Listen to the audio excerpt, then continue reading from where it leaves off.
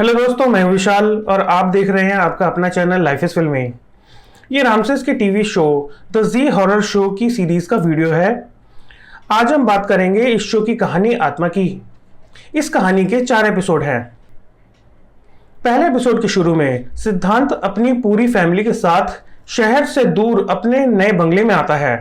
दलाल उन्हें बंगला दिखाता है। रचना को एक डरावनी आवाज आती है तो वो उस आवाज की तरफ जाती है। अचानक एक खिड़की अपने आप बंद होती है। वो खिड़की खोल के देखती है लेकिन वहां कोई नहीं होता। वो खिड़की बंद करके वापस जाती है तो खिड़की फिर जोर से खुलती है। वो वहां से डर के भागती है और एक आदमी को देख के डर जाती है। वो बताता है कि वो बहुत सालों से यहाँ का नौकर है। जब भी जो भी इस बंगले में रहने आया उसी ने उनकी सेवा की। रात में सब एक साथ डिनर कर रहे हैं। टेबल पर एक गिलास अपने आप हिल रहा है। अन्नू पानी पीने के लिए गिलास उठाती है लेकिन उसका हाथ वो गिलास दूर फेंक देता है। सब पूछते हैं कि उसे क्या हुआ। वो बोलती है कि उसे ऐसा लगा कि जैसे किसी ने उसका हाथ झटक दिया हो। रात को 3 बजे फिर एक डरावनी आवाज आती है। माँ की आंख खुलती है और वो आवाज की तरफ देखने जाती है। वो रसोई में जाती है तो दरवाजा बंद हो जाता है। वो सिद्धांत को आवाज लगाती है। रसोई की सारी खिड़कियां बजने लगती हैं। चीजें अपने आप उछलने लगती हैं। आवाज सुन के सब आते हैं और दरवाजा तोड़ के माँ को बाहर निकालते हैं। माँ सब बताती है तो सिद्धांत माँ को बहला देता है। अगले दिन रचना मेकअप कर रही है। अचानक उसका हाथ लिपस्टिक से शीशे पर कुछ लिखने लगता है। वो डर के दूर हो जाती है। वहां लिखा होता है कि यहां से चले जाओ। वो डर के भागती है तो कोई उसे मारता है लेकिन दिखता नहीं है। वो कमरे से बाहर जाना चाहती है लेकिन दरवाजा बंद हो जाता है।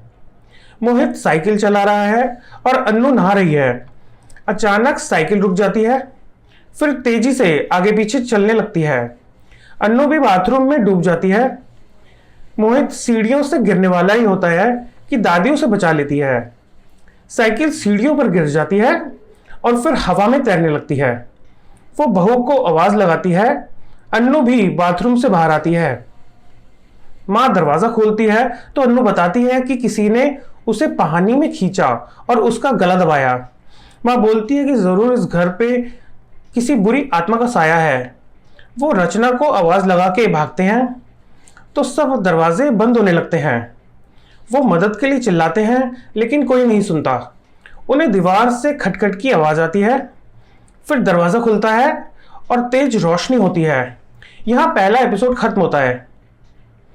दूसरे एपिसोड के शुरू में सिद्धांत एक दुकान से कुछ खरीद रहा है। दुकानदार को बातों बातों में वो बताता है कि वो बॉम्बे से यहाँ गोपीनाथ के बंगले में शिफ्ट हो गया है। दुकानदार उसे बताता है कि लोग उसे भूतिया घर बोलते हैं।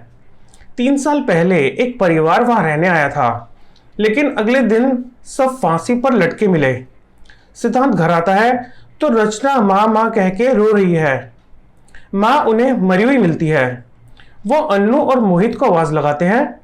रचना को मोहित मिलता है लेकिन वो कुछ बोल नहीं रहा है। सिद्धांत को अन्नू मिलती है लेकिन वो डरावने रूप में है और सिद्धांत को मारने आती है।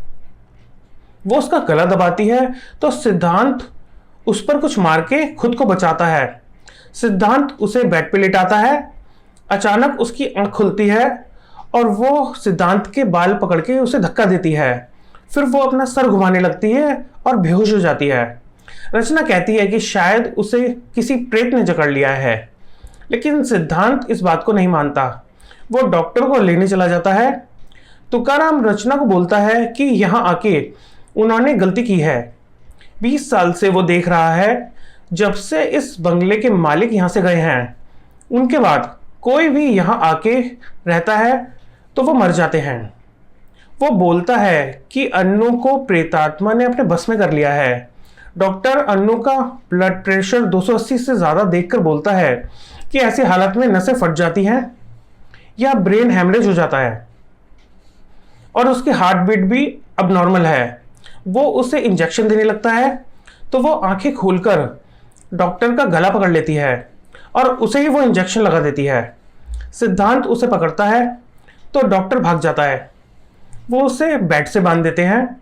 यहाँ दूसरा एपिसोड खत्म होता है। इस कहानी की कास्ट में गजेंद्र चौहान, बीबी साहिबा, आशा शर्मा, प्रीति चड्डा, राणा जंग बहादुर, अनुराग और राजकुमार चंदन हैं। तीसरे एपिसोड के शुरू में तुकाराम रचना से बोलता है कि अन्नू का इलाज कोई ओझा ही कर सकता है। रचना बोलती है कि अगर वो किसी को जानता है तो उसे ले आए।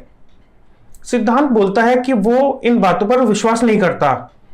तुकाराम पहाड़ी बाबा को लेकर आता है, फिर भी सिद्धांत मना ही करता है, लेकिन पहाड़ी बाबा के समझाने पर मान जाता है। वो रचना के पास जाते हैं। उसका रूप और ज्यादा डरावना हो चुका होता है। आत्मा और पहाड़ी बाबा में बहस होती है। वो तंत्र मंत्र के वार उस आत्मा पर करते हैं तो रचना भाई को बुलाती है। वो सोचते हैं कि रचना ठीक हो गई और उसके हाथ खोल देते हैं, लेकिन वो सिद्धांत को गले पे काटती है। बाबा फिर उस पर अपनी शक्ति चलाते हैं। रचना सिद्धांत को खींच लेती है और बाबा अन्नू को पकड़ लेते हैं। फिर वो पूछते हैं कि कौन है वो। आत्मा बोलती है गोपीनाथ, इस बंगले का मालिक। बाबा उसे अन्नू को छोड़ने को बोलते हैं। वो बोलता है कि उन्हें उसका अंतिम संस्कार करना होगा। तुकाराम बताता है कि गोपीनाथ की मौत के बारे में किसी को कुछ नहीं पता। 22 साल पहले गोपीनाथ ने अपने दोस्त काशीनाथ को यह बंगला रहने के लिए दिया था। काशीनाथ ये बंगला हड़पना चाहता था। एक दिन दोनों में झगड़ा हुआ, लेकिन काशी ने गोपी को बंगला वापस देने को मना कर दिया और मारने की धमकी दी। उस दिन के बाद गोपी गायब हो गया। काशी वहां अय्याशी करने लगा। एक दिन काशी की बीवी मर गई और उसका बेटा भी मरने की हालत में हो गया। काशी की भी दर्दनाक आवाजें आईं और वो बंगला छोड़ के चला गया। वो लोग समझ जाते हैं कि काशी ने गोपी को मार के इस बंगले में कहीं छुपाया है, लेकिन कहाँ ये कौन बताएगा। तुकाराम बोलता है कि काशीनाथ बताएगा। यहाँ तीसरा एपिसोड खत्म होता है। चौथे एपिसोड के शुरू में तुकाराम काशी के पास पहुंचता है। काशी उसे पहचान जाता है। तुकाराम उससे गोपीनाथ के बारे में पूछता है।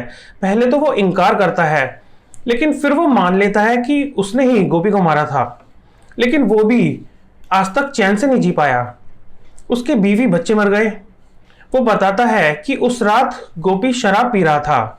उसने पीछे से आके उसका गला घोट दिया और उसकी लाश बंगले के नीचे दबा दी। तुकाराम बोलता है कि उसे उसके साथ चलकर बताना पड़ेगा कि उसने गोपी को कहाँ दफनाया है। अन्नू पानी पीने के बहाने से हाथ खोलने को बोलती है, लेकिन डरावने रूप में आ जाती है। दरवाजा बंद हो जाता है और रचना कमरे में फंस जाती है। सिद्धांत उसे बचाता है। काशी सबसे माफी मांगता है। सिद्धांत उसे अपनी बहन का हाल दिखाता है। गोपी की आत्मा काशी को देख के बहुत गुस्से में आ जाती है। काशी बाहर आ जाता है। वो सब काशी के पीछे जाते हैं। काशी उन्हें एक दीवार पे इशारा करके बोलता है कि इसके पीछे ही उसने गोपी की लाश छिपाई थी। वो दीवार तोड़ते हैं। वहां उन्हें अस्थियां पड़ी मिलती हैं। वहां से तेज रोशनी आती है और काशीनाथ मर जाता है। पहाड़ी बाबा गंगा जल छिड़क के और मंत्रों से अंतिम संस्कार करते हैं। मोहित बोलने लगता है और अन्नू ठीक हो जाती है। यह चौथा एपिसोड और ये कहानी खत्म होती है। दोस्तों, आप इस चैनल के वीडियो सेक्शन में जाके ऐसे ही इंटरेस्टिंग वीडियोस देख सकते हैं। तो देखते रहिए आपका अपना चैनल लाइफ इज फिल्मी। हमारा चैनल लाइफ इज फिल्मी सब्सक्राइब करें और बेल आइकन को क्लिक करें।